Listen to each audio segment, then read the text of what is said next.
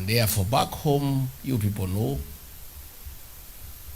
the country is on economic decline, and the people in diaspora know more than anybody else because you support many people back home. Shopping, medicine, hospital bills, so you know. And if you want to know how the economy is performing in Kenya, forget about economic surveys, or economic growth 5.6, or I don't know, inflation 3%. Ask the diaspora people, they will tell you whether the economy is growing or on its decline. The shopping they were doing for their mothers for 10,000 3 years ago, now they are doing at 30,000. True or false? True.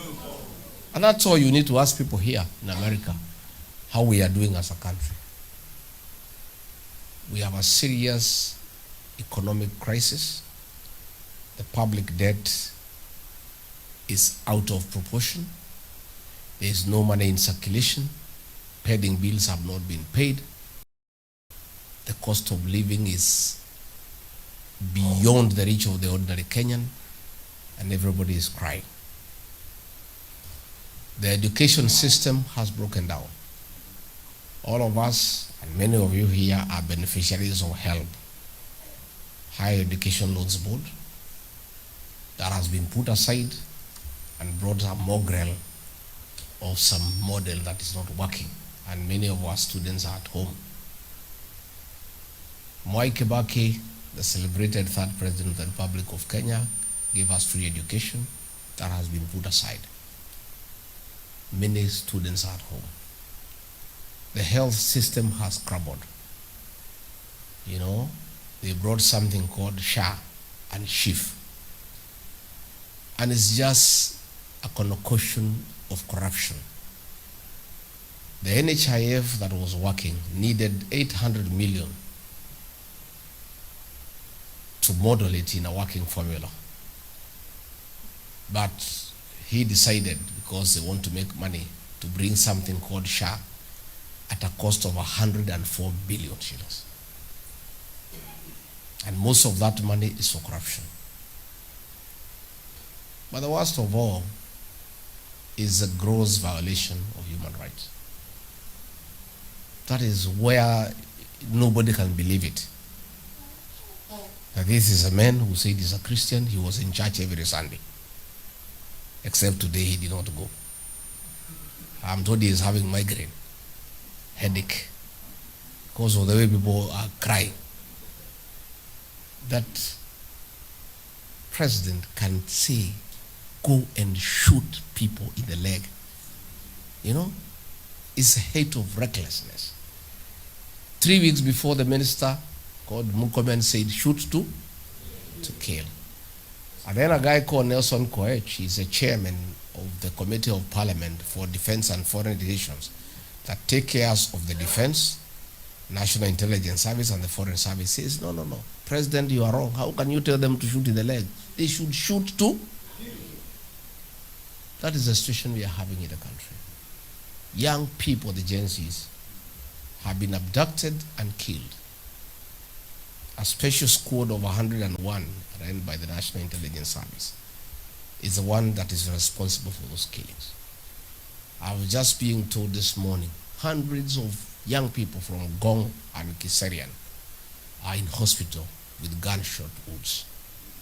You know, other than the 38 they are saying are dead, there are more than 38, and there are hundreds who are shot. So we have a serious problem back at home.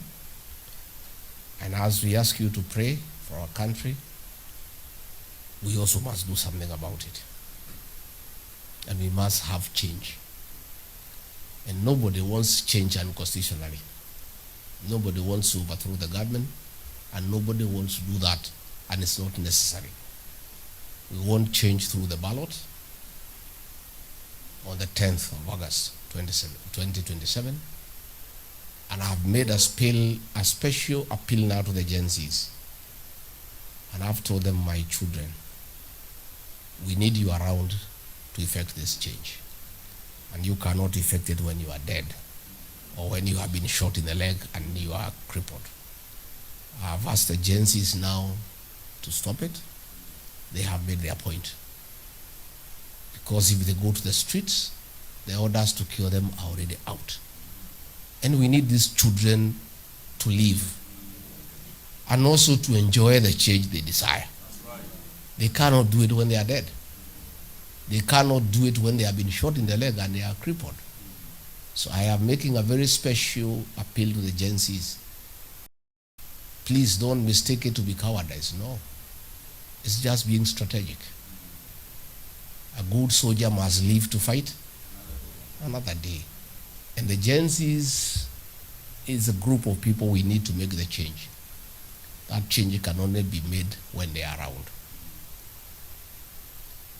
You know, Bishop, you are from Molo, and I saw another bishop from Lare in Joro. I have learned something that I did not know. When I went to campaign for William Ruto in Joro, people were just looking at me. I talked to them, they are not clapping, they are not booing, they are not saying anything.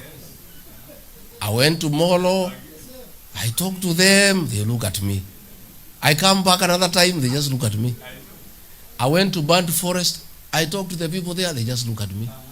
I went to Kitale, I look at them, and I talk to them, they just look at me. And I was persuading them, oh, this is a good man. So msemo chaka niuliza, unajua hii mtu vizuri? Sema yes. Okay. Have you ever lived with him? No. Okay. When the votes were cast, the Mount Kenya people in Molo, in Joro, in Lucy and Gishu, in Trans Nzoia did not vote for William Ruto. They didn't.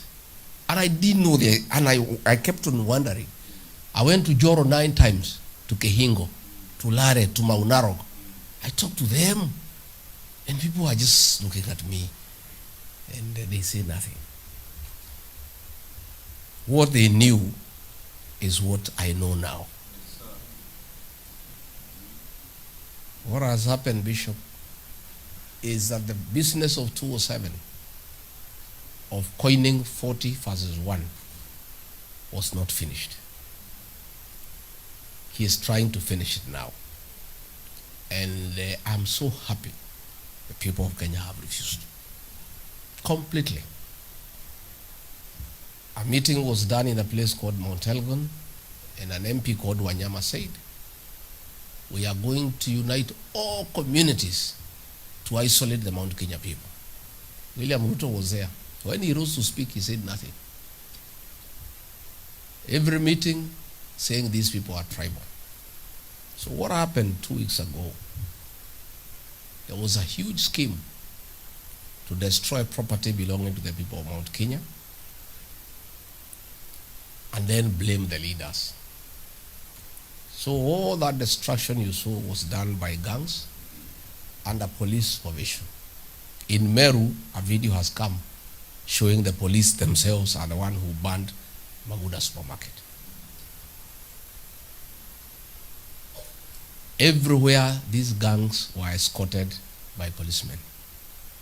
Then they shoot the Gen Zs and arrest them instead of dealing with the goons. So that is what is happening.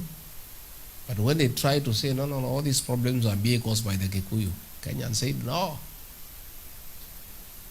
If the people who have a problem with Ruto are Kikuyus, we are also.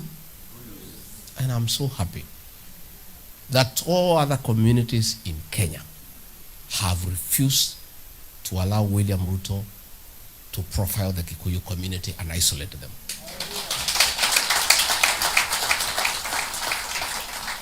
So what is going on in Kenya is actually persecution of one community. Destroy their businesses, blame their leaders, arrest innocent people. Can you imagine our Gen Z's young children are being arrested and charged with terrorism when they have done nothing? The goons have done it under police supervision. And what happened is that the leader of the criminal gang that was there in the 1990s, that was dealing with women's circumcision, that was extorting people, is the one Ruto used to cause this problem. He had a criminal case in Makandara.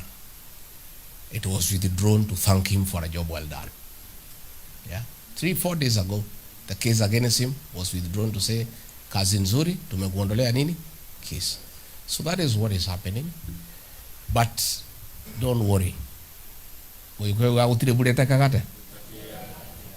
My greatest pain is not even what Ruto is doing to the mountain people.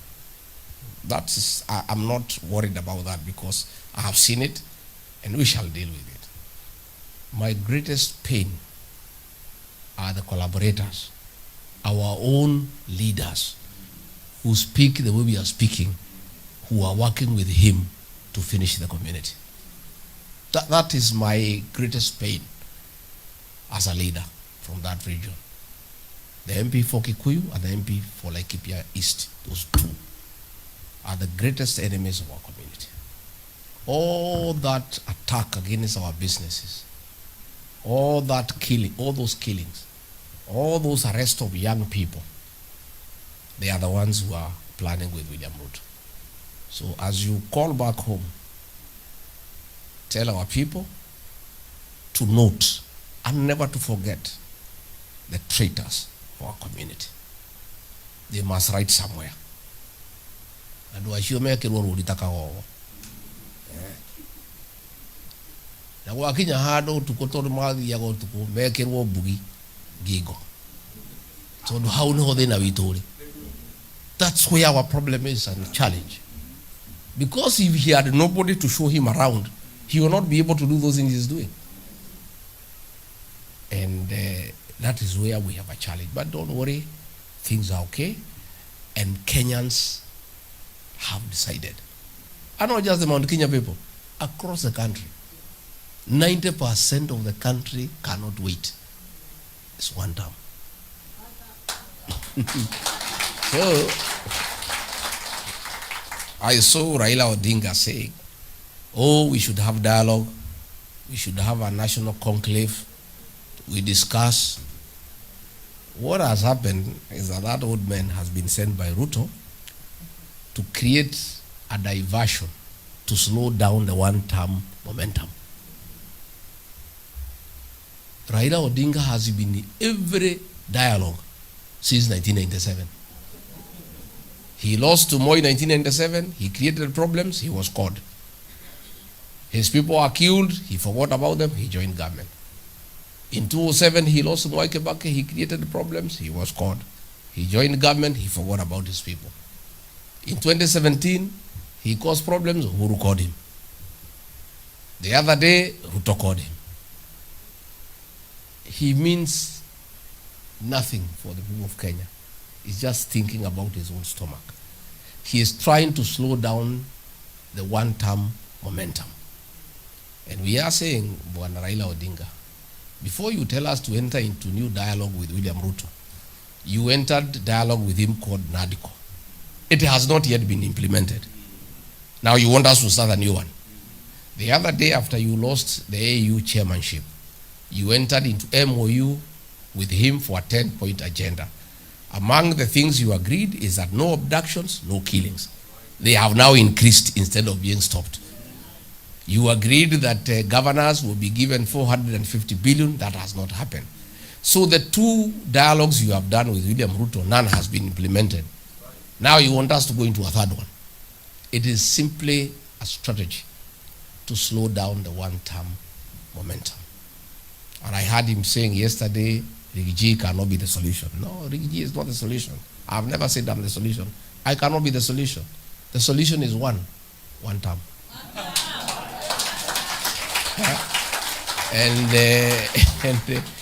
And you cannot stop it. Where it has reached, it cannot be stopped. So, mukipiga simu nyumbani,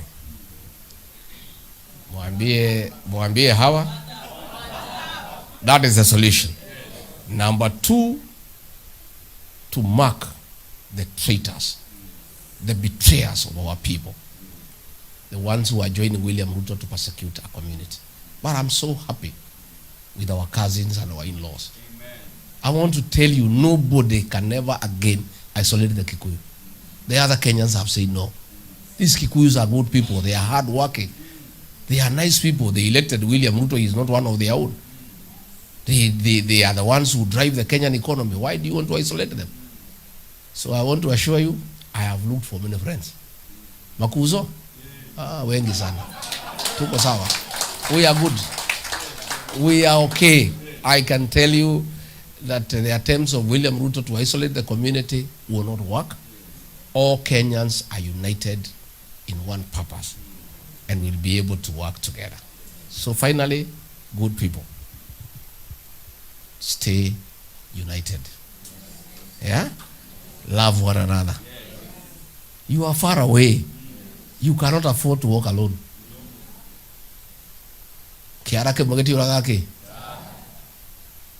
You know, they say buffaloes don't walk together in a herd because they love one another.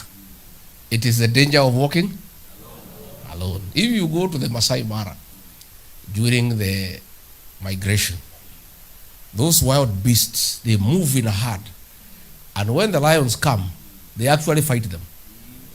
And the lions keep off. Along the way, one of them gets hurt and slows down. And the others cannot wait, it is left behind. Within 5 minutes, imechukuliwa imekuwa nini? Please never walk alone. Especially when you are far away in this land. Please stay together. Hold each other's hand. If one of you has a challenge, let it be a challenge for everybody. I'm so happy about the chairman of the community, what you are doing. When our people get into problems, munashikana, munasaidiana. But otherwise, don't worry, we have a beautiful country. These little challenges itaisha. Nyinyi mkae hapa. Na msikuwe na haraka ya kurudi. Sababu sasa pale tuko na shida mingi. We would want people to join you here kama inawezekana. So if you have a job here, please keep it. Keep it. Kule kwetu hakuna. Kama uko na kazi uchunge tafadhali. And of course, mkumbuke watu ya nyumbani. Mkipata kitu kwa simu titi inasaidia. Please help our people, and we really appreciate.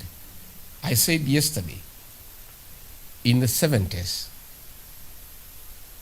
the number one foreign exchange earner for our country was coffee. In the 80s, it was tea. In the 90s, it was tourism. That is no longer the case. Number one foreign exchange earner for our country are diaspora remittances to our country. So you people are a very serious partner in our economic development. And when we form government, as we shall form shortly, you are going to be our very serious partners. Because we need to harness the resources that come from the diaspora for our national development. But even as the country develops, the owners of the means of production must also develop. That's right. You don't just develop a country. You develop the country, but the drivers of the economic development are also developing, isn't it? And that is why we continuously must have engagement with the diaspora people. Like William Ruto, because I was there, cheated the diaspora people. That when he becomes president, he'd give them positions in the embassies. Kufika pale, akaruka. Kila kitu tulikubaliana, even like Los Angeles, we had agreed. Atatupatia the consular general. Muti ya mulima ndio achunge watu ya huko wako wengi. Akaruka. You know, many things, you know, we had agreed, but he did not intend to honor. And let me say, these men, hatungewezana, hata tulikaa sana. Kwa sababu ni mtu ya uongo, na mimi ni mtu ya ukwe. Ni kama maji na mafuta. It's like oil and water. You know, even if you try to mix oil and water, it cannot. Because he lies without blinking. You know, without blinking. Like now, him and Raila is a hare and the fox. The two of them. What and Wajanja. Raila is cheating him. I'll support you in 2027. Naye Ruto anamwambia nitakupitia NADCO report. He does not intend to do it. Ruto does not intend to pass the NADCO report because inaleta viti ya prime minister, deputy nini, na Raila atachukua hiyo kupanga serikali yake. Raila also does not intend to support him in 2027. So is the hare and the fox. Wanajifichiana tu namna hiyo kudanganya mwingine na mwingine na mwingine. So turauga andu acieri turutanarie muigua na mahira. I am praying that they stick together. In fact, I would like Raila to stick with Ruto so that we deal with the problem of the two together once and for all. Yeah. So good people, muendelee kutuombea na muendelee kutushikilia. We have a big challenge. Kuna watoto wetu karibu 50 wamepelekwa terrorism court hapo Kahawa. Watapewa bail on Wednesday. The ones who are there, Mukoji plus some other 2, were given a bail of 300,000 each. That was 900 tukawalipia. So vijana hao watoto 50, if they are given a cash bill of 300, it will be 15 million. These are young children. Even their parents do not know where they are. So along the way, tukimwambia mkumbuka msaidie moja wawili mtusaidie. Si ndio? Because these are our children and we cannot let them languish in prison. You know? But I want to assure you, things are okay. Don't worry. We'll succeed. Mungu wako na sisi. And things are looking good. But I'm very happy that Kenya is one. And Kenya has refused Ruto to profile one community. And for that, the people of Kenya will make a decision together. Otherwise, Bishop, tumeshukuru sana. Sana, sana, sana, sana, sana, sana. Pia I have noted that hapa si kama kwetu. Najua kwetu, kanisa 90% are women, 10% are men. This is very good. I think we must send our men here for benchmarking. Even the men choir here, wameiba vizuri sana. You know, it's very encouraging. You know, pale nyumbani, the woman has been left to do everything. If you go to a parents meeting kwa shule, 92% ni wamama. Wazee wako lakini wako pale kwa shopping center. So kama iko harambe na iko loudspeaker, wanasikia Rigathi ametoa 200,000. Sasa na wako huko duka nasema kwa nini ametoa 200, angetoa 300. Na wako huko kwa shopping kwa shopping center. Ukienda kwa matanga, the kamati is women. Ukienda kanisani, ukienda kwa harusi, our women have been left to do almost everything. You know, so when I saw the composition here, I was very happy. I was very, very happy. You know, wazee tusiwachilie wamama kutembea peke yao. You know, tusiwachilie kutembea peke yao. Hata kama Pastor Dokas anawatetea wazee, saa nyingine wanawachilia wamama sana.